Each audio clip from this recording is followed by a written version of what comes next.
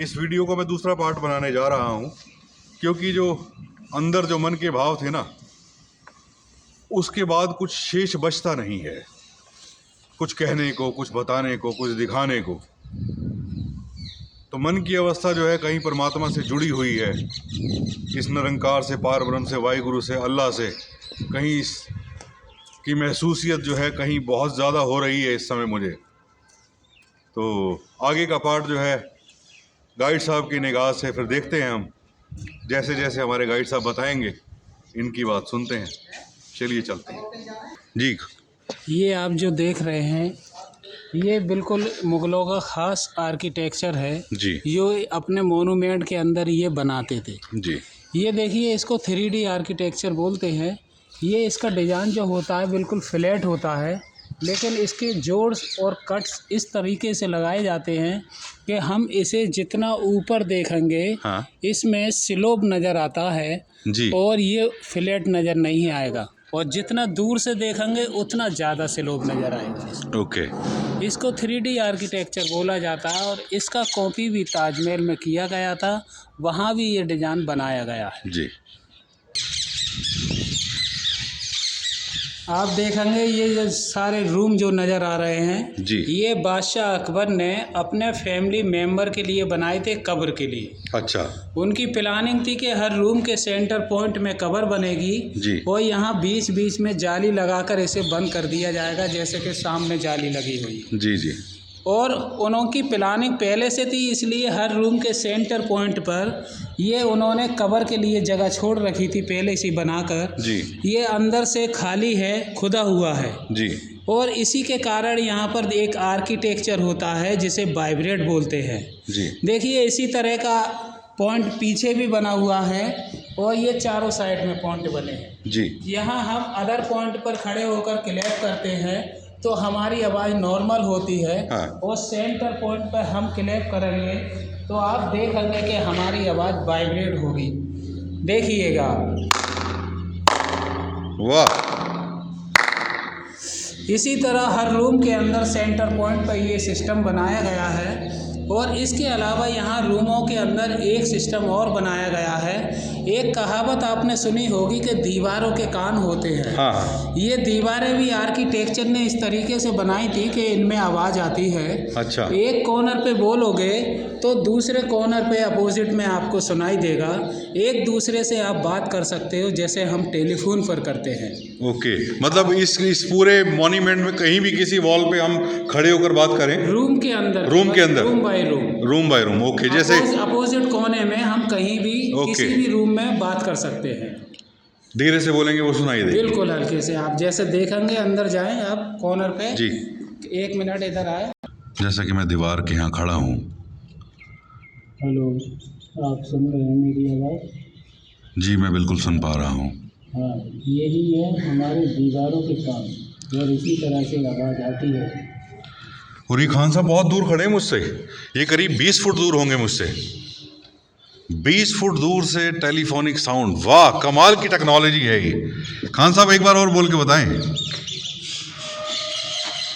Hello sir, आप कैसे हैं? मैं बहुत बढ़िया हूँ जी। यही है मुगलों का खास आर्किटेक्चर। वाह वाह वाह वाह। सेंटर में खड़ा हूँ इस दायरे में, और मेरी आवाज़ इको हो रही है, मुझे खुद को सुनाई दे रही है।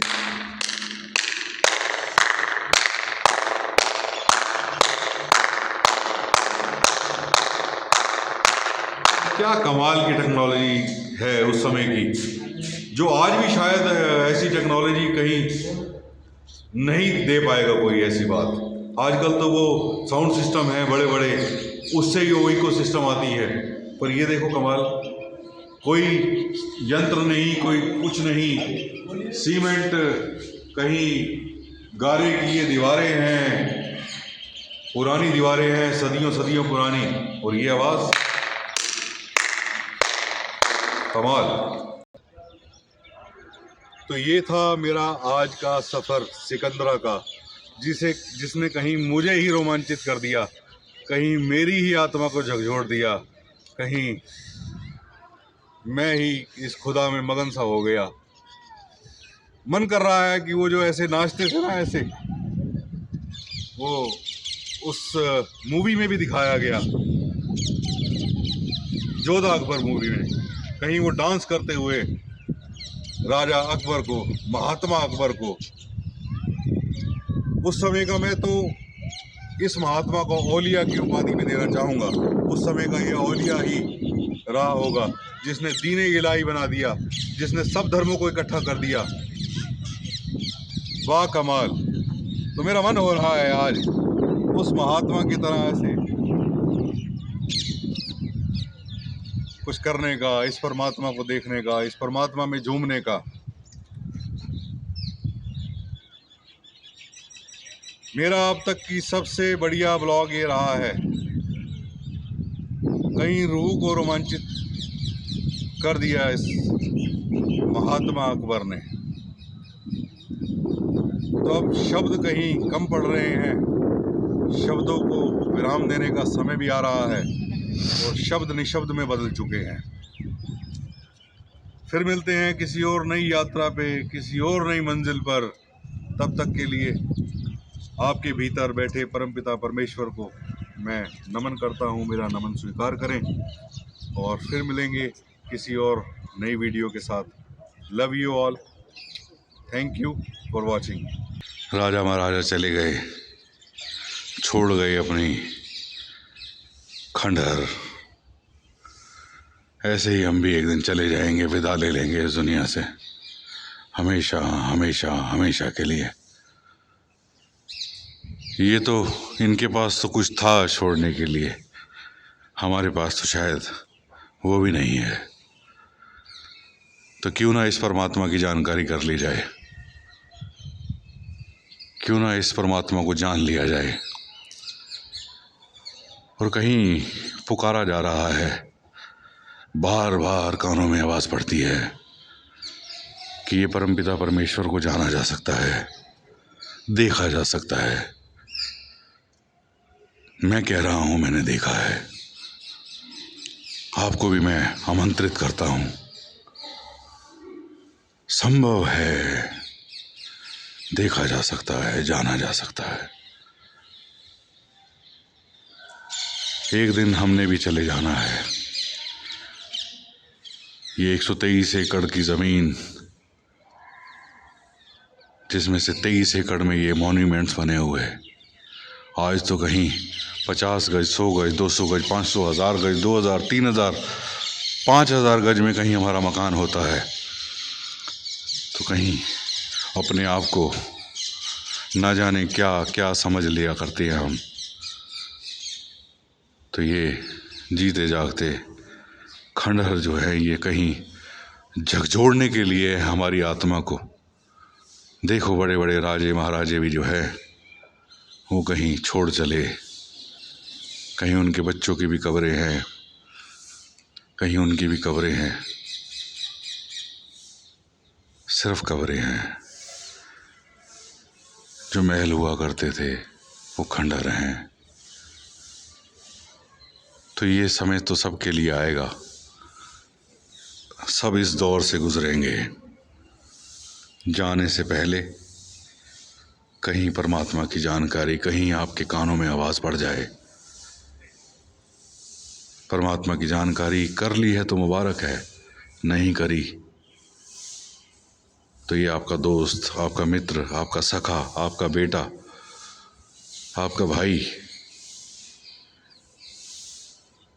कुछ भी मान लो, मैं इनवाइट करता हूँ आपको www.nirankari.org पर लॉगिन करें। कुछ अच्छा लगे, कुछ समझ में आए तो ब्रह्म ज्ञान संभव है, परमात्मा की जानकारी संभव है। मेरा फर्ज था आपको कहना, आगे प्रभु इच्छा। Love you all. फिर मिलेंगे किसी और नई वीडियो पे, किसी और नई मंजिल पे, किसी और नए रूहानी सफ़र पर। ये रूहानी सफ़र चला है तो परमात्मा से अरदास है, इसको थामना नहीं, इस रूहानी सफ़र को। निरंतर निरंतर निरंतर चलता रहे, चलता रहे। Love you all. खुश रहें, मस्त रहें, स्वस्थ रहें। हो सके तो परमात्मा की जानकारी आज संभव है, कल का पता नहीं। बस इतना ही।